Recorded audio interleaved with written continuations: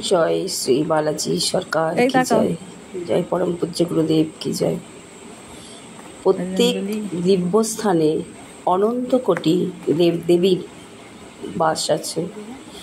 एतई देवदेवी विराजमान प्रत्येक मंदिरे जा आमादेर এই জড় চোখে সব দর্শন করতে পারি না। কেন সমস্ত দেবদেবীকে দর্শন করতে পারি না? কারণ আমরা অনন্ত কোটি দেবদেবী বিরাজমান মন্দিরে আমরা দেখতেই পাই না।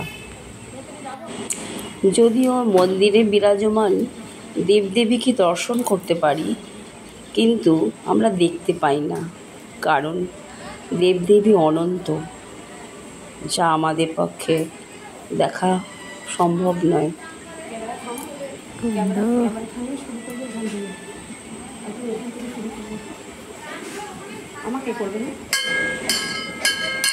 আমরা প্রত্যেক মন্দিরে যে দিব্য মন্দির, সেখানে ভগবানকে যেহেতু অনন্ত দেবদেবী আমরা দর্শন করতে পারি না, সে কারণে আমাদের ঋষিমুনিরা একটা পথ আমাদেরকে দিয়েছেন, সেটাই হলো পরিক্রমা।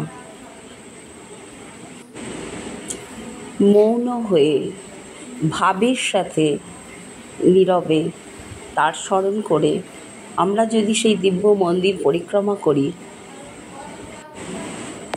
আমরা যদি ভাবপূর্বক শ্রদ্ধার সাথে নতমস্তকে মৌন হয়ে সেই দিব্য মন্দির পরিক্রমা করি, তখন আমাদের যে প্রণামটা সেটা ভগবানের চরণে পৌঁছে যায় এবং পরম কৃপাময় ভগবান অনন্ত কোটি ঈশ্বরের যে বিরাজমান বিগ্রহ ভগবান আছেন, আমরা তাদেরকে দেখতে না পেলেও ভগবান কিন্তু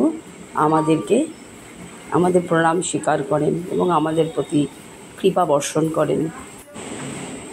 এই কারণেই আমরা দিব্য স্থানে, ভারতবর্ষের যত দিব্য মন্দির আছে সেই দিব্য মন্দিরগুলো আমরা পরিক্রমা করি এবং পরিক্রমার সাথে মৌন হয়ে শ্রদ্ধার সাথে তার স্মরণ করি, তার কৃপা লাভ করবার জন্য, কৃপা বর্ষণ যাতে হয় আমাদের ওপর, সে কারণে আমরা মৌন হয়ে শ্রদ্ধার সাথে মন্দির পরিক্রমা করি।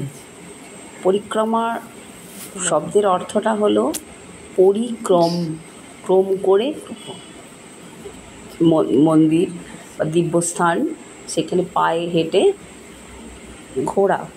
এমনি ঘোড়ার পরিক্রমার ক্ষেত্রে পার্থক্য এটাই। পরিক্রমা করতে গেলে শুদ্ধ আচারে, শুদ্ধ মনে, ভাবপূর্বক সেই জায়গাটাকে, সেই দিব্য মন্দিরটাকে দর্শন, যে কোনো দিব্য মন্দির অন্তত 3 বার পরিক্রমা করা উচিত এবং শ্রী বিগ্রহের চরণে নতমস্তকে প্রণাম করে প্রার্থনা করা উচিত। ঋষিমুনিদের এই যে পথমার্গ, মানে ভক্তিমার্গের এই পথ আমাদের জন্য দিয়েছেন, সেটা স্মরণ করে আজ আমি একটা দিব্য মন্দিরে এসেছি, শ্রী রাধা মাধবের মন্দির। সেখানে প্রথমেই বালাজি ভগবান আছেন, হনুমানজি। তো আমি এখানে মন্দির 3 বার পরিক্রমা করছি, করে নিয়ে হনুমান চালিসা পাঠ করব।